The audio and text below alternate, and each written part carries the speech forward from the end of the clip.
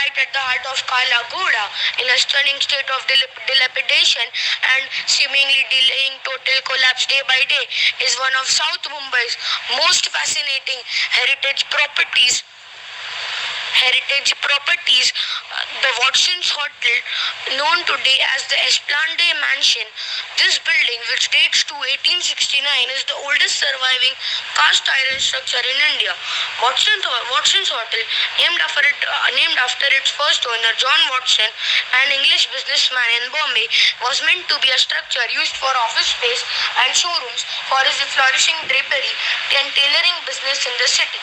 It was initially fabricated in England and with its components shipped to India by 1867. It was then constructed on site and completed by 1869 with an external cast iron frame that was typical of many 19th century buildings in London, wide open balconies on each of its 5 floors and a majestic atrium. It was a much celebrated work of architecture at its peak. Departing from his original plans for the building, John Watson opened the structure as Watson's Hotel in 1869, an exclusively whites-only hotel. The building became a grand and thriving symbol of British colonial presence in the country until John Watson's death and emergence of the Taj Mahal Palace Hotel in Colaba. According to local legend, industrialist Jamshedji Tata built the Taj to avenge his being denied entry in Watson's owing to his racist whites-only policy. Long heading towards decline, the building ceased to be a hotel by 1960 and was sold and renamed the Esplanade Mansion. The building's rooms were rented out to commercial and residential tenants as it continues to be up to this day. Building's proximity to the city's court made it a particularly appealing choice for several law offices. However, the building's continually declining state has led to crisis between its owners and current residents and the city's housing authorities.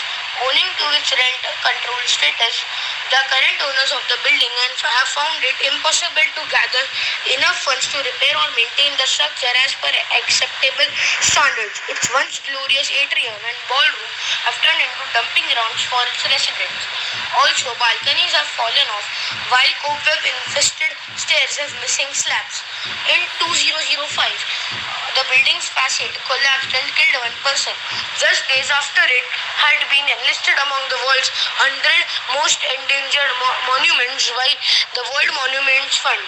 Mumbai's Buildings Repair and Reconstruction Board has almost regularly featured the building along its list of dangerous buildings in the city and flagged it as uninhabitable. However, people still live there and they are hopeful about an imminent restoration.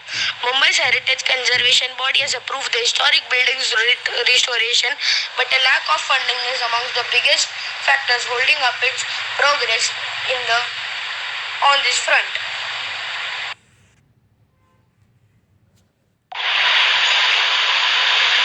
However, the turn of the 20th century commission for Watson's Hotel and it ceased functioning as a hotel. It has since passed through many hands and was renamed Esplanade Mansion, a name that remains to date.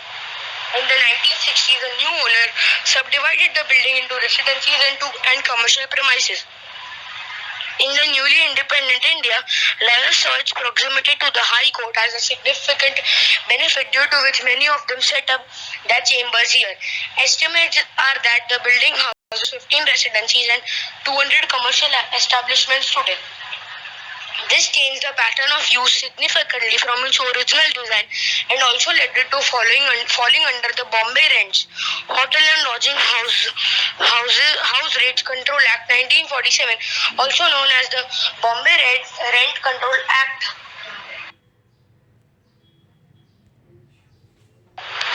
Among the hotel's notable guests was Mark Twain, who wrote about the city's crows he saw outside his balcony in following the equator. It was also the first place in India to screen the Lumiere brothers' cinematography invention in 1896. Muhammad Ali Jinnah used to play pool in the hotel to make a little extra money for himself. A popular myth surrounded the surrounded the hotel was that the staff at Watson's Hotel denied Indian industrialist Jamshed Tata to access to the hotel. In retaliation, he built the Taj Hotel, a hotel that stands near the Gateway of India in 1903. However, many historians, notably author Sharad Dwivedi, dispute this legend on the basis of lack of evidence to prove that Tata was a man of vengeance. About cast iron architecture. Cast iron architecture is the use of cast iron in buildings and objects ranging from bridges and markets to warehouses, balconies, and fences.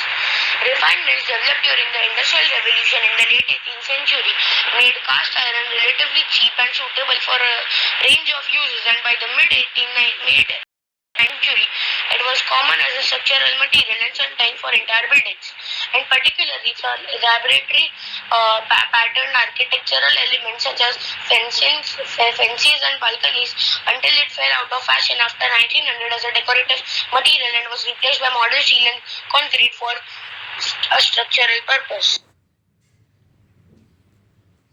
The building's poor structural condition has been commonly remarked and referred by heritage activists to persuade its present owner to invest in restoration has been unsuccessful. The current state of the building was publicized by Italian architect Renzo Piano, and as a result of his efforts, the building was listed in June 2005 on the list of 100 World Endangered Monuments by the World Monuments Fund, a New York-based NGO. Just a few days after its nomination, part of the building's western facade, originally balconies developed into small offices, collapsed, killing one person and crushing several cars and motorcycles parked in the street below. The building is listed as a Grade 2 heritage structure. On June 13, 2010, the Mumbai Heritage Conservation Committee gave its approval for the 130-year-old structure to be restored. The restoration work has to be paid for and carried out by the Maharashtra Housing and Area Development Authority. No action was taken until MADA sought advice on restoration from a panel of IIT, wherein they observed repairs will be dangerous as many structural elements of the building are not rigidly connected to each other. It will be prudent to demolish Explandier Mansion, a decision immediately decried by heritage advocates. Whether or not to restore the buildings, how it would be funded, and the rights of tenants have been the subject of various court cases through 2020. An expert panel appointed by the court had determined by Jan 2020 the building could and should be restored.